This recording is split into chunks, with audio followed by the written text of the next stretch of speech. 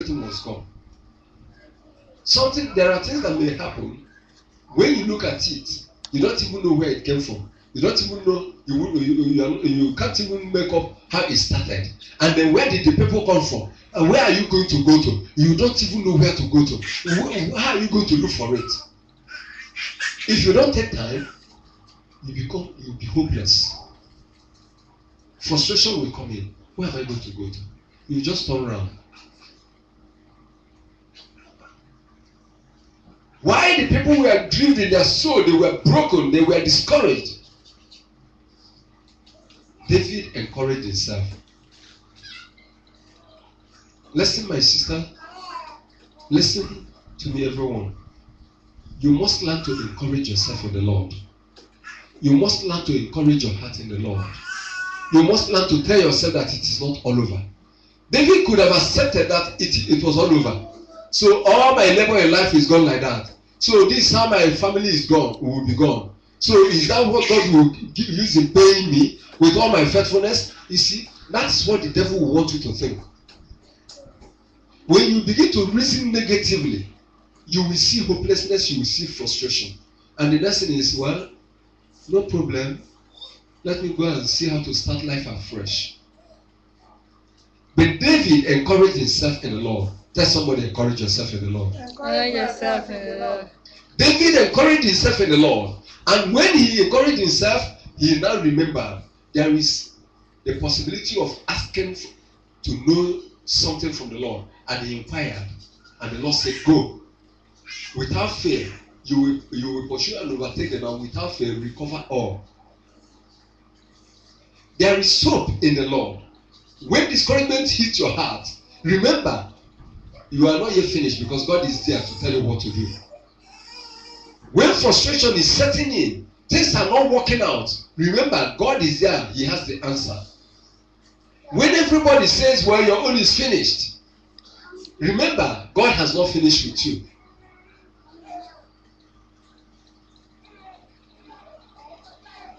So it is a deep feeling of frustration and hopelessness which dreams the soul after losing something precious or somebody who is dear to you. If you don't take time because you lost somebody dear to you, you may even begin to say some things and then which may affect you later. Number 8. To be discouraged means to be grieved.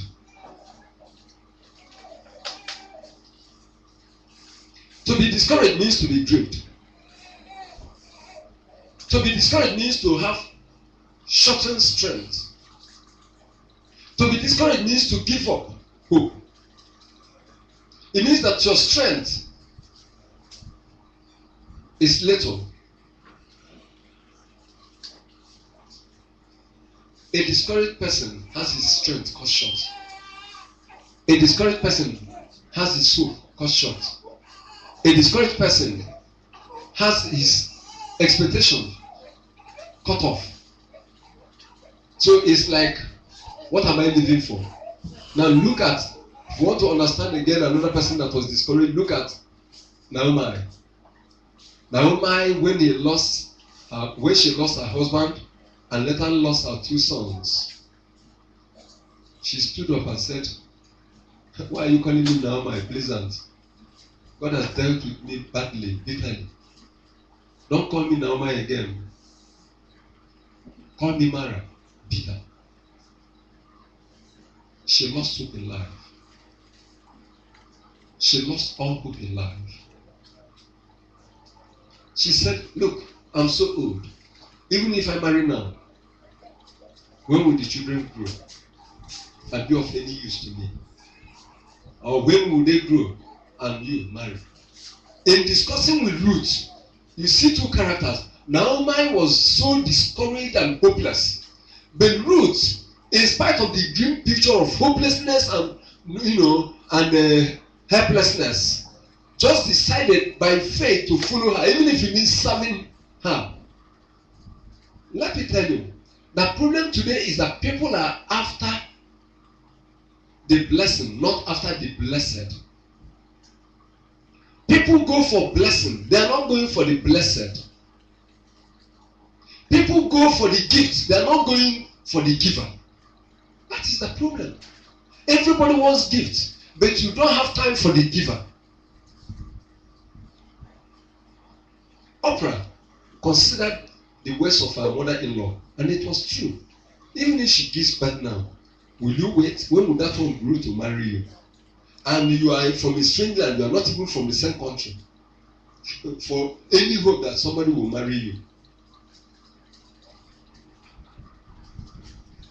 Say, look, I have no hope. You people following me will be a burden. If I go to the land of Israel, maybe somebody may give me something I will manage. If you follow me, you'll be a heavy burden on me. But do you know that if Oprah had joined Ruth, another person would have married Oprah, and their names would have been, the names of their children and their own name would have been written? I think so. Because God deals with people by their faith. Why do you think so? Tespite says they were not able. Caleb and Joshua said they were able. God said, 2 of you, you will enter the land. The ones that said they were not able, they died. So if the 2 of them followed Naomi, their faith in the God of Naomi would open the new door for them. Can somebody say, praise the Lord? Praise the Lord. So don't allow the devil to give you shortened hope. There was no hope. There was no help. There was no good picture painted to Ruth. But Ruth believed, at least let me serve you, mother-in-law. You were nice to us. Not because she had any hope of anything. Today, why do you serve God? Some people are going to church just because of miracles. They are going to church so that if anything happened to them, they will pray for them. Some people go to church so that when they are in trouble, the people will come and help them. Some people go to church so that they will get contracts. And that's why you see some people, they don't like, some people will discuss, they say they don't like small churches. There will be much work for you to do. They will like going to where people park cars so that they will get to know people and then be connected.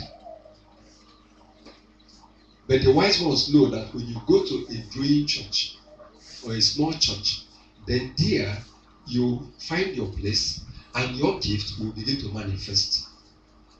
Now watch all those people who are in those mixed multitude. Nobody knows them. Nobody comes to counsel them. They live anyhow. They live in their sin. They continue in their sin. And except God, His mercy taught them and the message taught them. Because such people will never be committed. They only go to church for going sake. Some go to church just because of good music. Some go to church because they receive a miracle. They are not going to church because they have received Christ and love Him and want to serve Him. Ruth followed Naomi not because of any gain she will make from Naomi. Ruth followed Naomi not because of any hope of husband. Ruth followed Naomi not because there was any abundance of food. After all, it was famine that drove them away and brought the family to their own country. Now she wants to follow them back to their own country. How many people will be able to stand? How many people will want to follow a woman without husband, without children, to go back to her place? No matter how good she has done to you, how many people? How many people will want to stand with a minister that have preached and prayed for them and love them and say, since the minister did this for me, I will stand with him. I will serve him. I will help him. I will support him until, no matter what happens. How many? Today we are reading about Ruth. Ruth laid her life as a sacrifice. Ruth gave her life, gave her future, placed it in the life of Naomi. But whatever you are doing, do it with faith in God. Otherwise, you will not get any reward.